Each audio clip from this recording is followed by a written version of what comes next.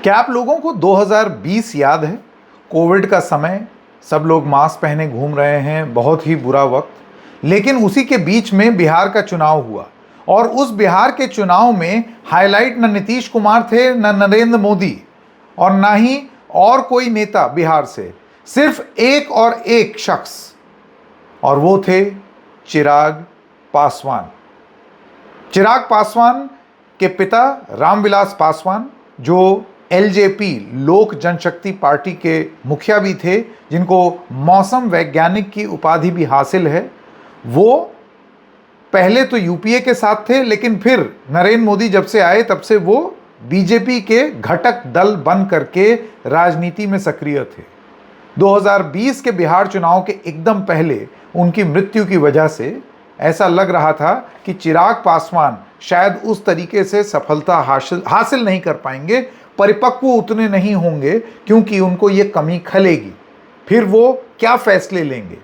और फिर चिराग पासवान ने एक ऐसा फैसला लिया जिससे उनकी अपनी पार्टी ही टूट गई, दो फाड़ हो गई।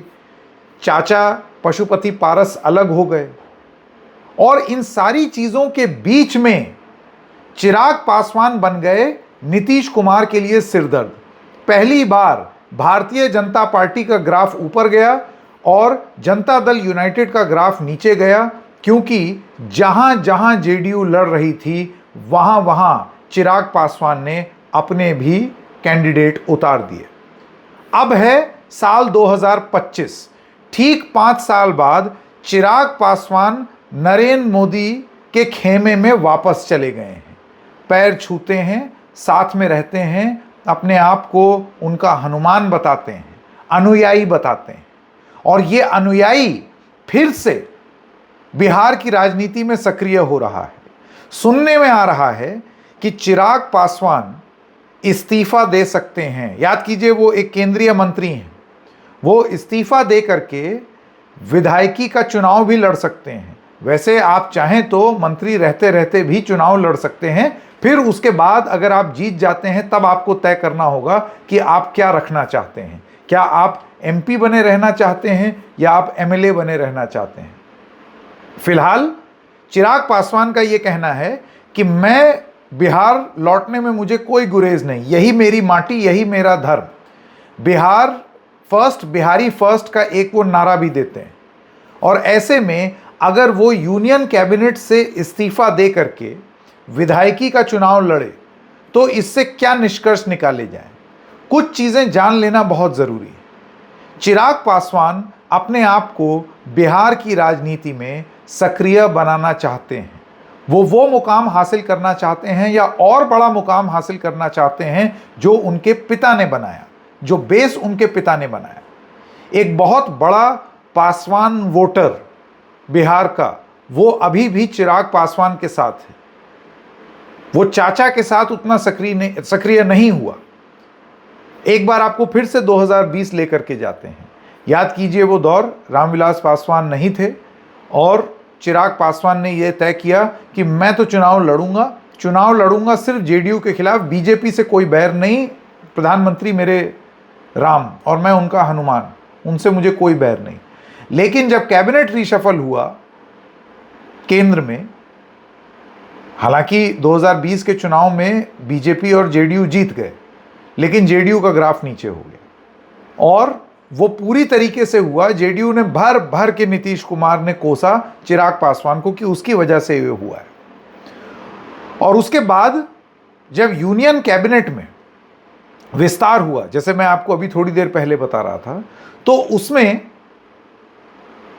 चिराग पासवान की पार्टी के ही दो फाड़ हो गए, जिसमें चाचा पशुपति नाथ पारस वो चले गए, यूनियन मिनिस्टर बन गए नरेंद्र मोदी की कैबिनेट में, और एक दूसरी पार्टी बनानी पड़ी चिराग पासवान को। चिराग पासवान बड़े बेआबरू होकर के, जो घर था 12 जनपद, उससे निकाले गए, सारा सामान बाहर सड़क पर बिखरा हुआ था। लेकिन तब भी चिराग पासवान ने नरेंद्र मोदी के खिलाफ कुछ नहीं बोला। द रेड माइक को दिए गए एक इंटरव्यू में, जो 2024 के लोकसभा चुनाव से पहले उन्होंने इंटरव्यू दिया था, उसमें यह सवाल पूछा हमने चिराग पासवान से कि आप अभी इतनी तारीफ कर रहे हैं प्रधानमंत्री नरेंद्र मोदी की, पर उन्होंने तो आपकी पार्टी तोड़ दी, उनकी पार्टी ने चाचा को अलग कर दिया, आपको अलग कर दिया, आपके राजनीतिक साख तो गिरा दी।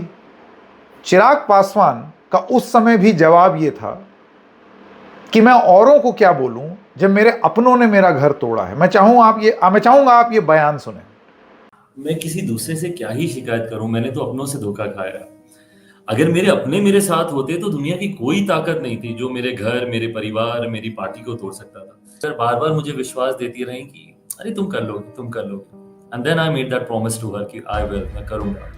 भाई रेसिप्रोकेट हुए हमेशा, बट मैंने हमेशा कहा मेरा ये संबंध या मेरा ये रिश्ता मेरे प्रधानमंत्री से किसी लालच की वजह से नहीं था। और मैंने इस बात को मैंने कहा कि मेरे प्रधानमंत्री मेरे साथ तब खड़े थे जब कोई मेरे साथ नहीं खड़ा था, मेरे सबसे कठिन समय में। तो कभी भी चिराग पासवान ने नरेंद्र मोदी और भारतीय जनता पार्टी पर निशाना नहीं साधा। इसका फायदा यह हुआ कि पार्टी के टूट जाने के बाद भी 2024 के जब लोकसभा चुनाव हुए उसमें चिराग पासवान वापस एनडीए के खेमे में आए। प्रधानमंत्री ने बिहार जाकर के चिराग पासवान और उनके कैंडिडेट्स के लिए कैंपेनिंग भी की, आशीर्वाद भी दिया, बहुत तारीफ के पुल भी बांधे और चिराग पासवान झुक करके नमस्ते करते हुए भी दिखे। यानी कि चिराग पासवान की पूरी गणित ये है कि हमें मोदी से बैर नहीं, एट एनी कॉस्ट, कुछ भी हो जाए, हमें बीजेपी से भी कोई दिक्कत नहीं। लेकिन हां, जेडीयू से उनकी जो पोजीशन उस समय थी वो अनबन अभी भी बनी हुई है। और अब जब चिराग पासवान ये फैसला ले रहे हैं कि वो इस्तीफा दे करके हो सकता है यहां आ जाएं या फिर वो विधायकी का चुनाव लड़ें, इससे वो दो एक चीज करना चाहते हैं। सबसे पहली बात, his is a regional party. Regional party को सेटअप करने के लिए चिराग पासवान की पार्टी का एक जो आप ये समझ लीजिए एक स्ट्रेटजी थी जिसके तहत उन्होंने कई जगह अपने कैंडिडेट्स लड़ाए। वो सक्सेसफुल नहीं हो पाए लेकिन उन्होंने जेडीयू का खेल बिगाड़ दिया। लेकिन इसमें चिराग पासवान एक चीज हासिल कर गए। अब तक उनकी पार्टी 5-6 सांसदों की पार्टी थी। अब तक उनकी पार्टी कुछ विधायकों की पार्टी थी। कुछ पॉकेट में आप ये समझिए कि बीजेपी की या जदयू की अनुकंपा से या किसी की अनुकंपा से जितनी सीट मिल जाती थी वो योगदान कर देते थे। चिराग पासवान के इस पंट ने उनको एक पैन बिहार लीडर की तरह एस्टैब्लिश करने की एक रणनीति बनाते हुए देखा 2020 में। वो हालांकि कामयाब नहीं हुई 2024 में, ना ही 2020 में कामयाब हुई। लेकिन जब आप चुनाव लड़ा देते हैं तो आप ये समझ लीजिए कि आपने अपने संगठन का उस तरीके से विस्तार कर दिया है। अब आप 10 जगह नहीं, अब आप 50 या 100 जगह सक्रिय हैं। हो सकता है अब जब टिकट वितरण होगा तो उसमें हमको फिर कोई दूसरे सुर चिराग पासवान के दिख सकते हैं, फिर थोड़ा सा एग्जर्ट करते हुए दिख सकते हैं। और यहीं पर आता है पॉइंट नंबर 2। नीतीश कुमार की राजनीति और उनकी सेहत दोनों ही ढल रही है। ऐसे वक्त में इस वैक्यूम को बिहार में कौन भरेगा? अपने तमाम बयान में या तमाम तरीके से ये बात बिहार में चर्चा आम हो गई है कि चिराग पासवान अपने आप को अगले मुख्यमंत्री की तरह प्रोजेक्ट कर रहे हैं। अगर तो ये होगा तो फिर चिराग पासवान कैसे मुख्यमंत्री का दावा पेश कर सकते हैं अगर उनके पास उस तरीके के विधायक नहीं होंगे उस संख्या में। और उस तरीके से विधायक कब होंगे? जब आप उस तरीके की सीटें लड़ेंगे। सीटों के वितरण में अगर आपको आपके हिस्से में उतनी सीटें आवंटित ही नहीं होंगी तो आप लड़ेंगे कैसे? और इसीलिए चिराग पासवान अगर ये फैसला लेते हैं कि वो उतर करके खुद एमएलए का चुनाव लड़ेंगे और भी लोगों से लड़वाएंगे, तो क्या वो एक बार फिर 2020 की स्थिति उत्पन्न नहीं कर रहे हैं जहां पर नीतीश कुमार का उन्होंने ग्राफ नीचे गिरा दिया, जहां पर भारतीय जनता पार्टी का ग्राफ ऊपर हो गया क्योंकि वहां उन्होंने नहीं लड़ा। और ये नीतीश कुमार के लिए बहुत बड़ा सिरदर्द नहीं हो जाएगा? 2020 के मुकाबले अब नीतीश कुमार उस तरीके से सक्षम भी नहीं है। हम देख रहे हैं कि तमाम बार उनकी सेहत उनको हरा देती है। और ऐसे में क्या 2020 का वो चिराग पासवान फॉर्मूला दोबारा चिराग पासवान रिपीट तो नहीं कर देंगे 2025 के विधानसभा चुनाव में?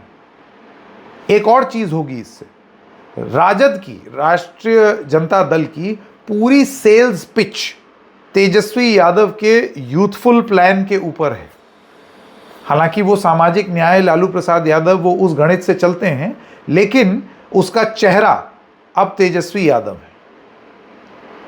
एक युवा चेहरा अब एनडीए के खेमे से भी क्या चिराग पासवान प्रस्तुत कर सकते हैं? वो अपने आप को Bihar first, Bihari youth first ये नारा दे करके सामने प्रस्तुत करते हैं।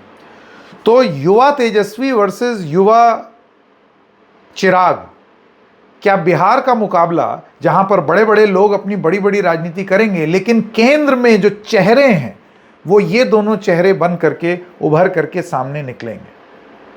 ये बहुत रोचक होने वाला है कि 2020 में चिराग पासवान जो इतने बड़े फैक्टर हो गए थे, संख्या बल भले ही ना हासिल कर पाए हों, लेकिन talk of the town Chirag Paswan थे। तो क्या 2025 के चुनाव में एक बार फिर टॉक ऑफ द टाउन और उससे थोड़ा सा आगे चिराग पासवान जाएंगे? हम देखेंगे। इशारों इशारों में बस इतना ही, फिर मिलेंगे, तब तक के लिए नमस्कार।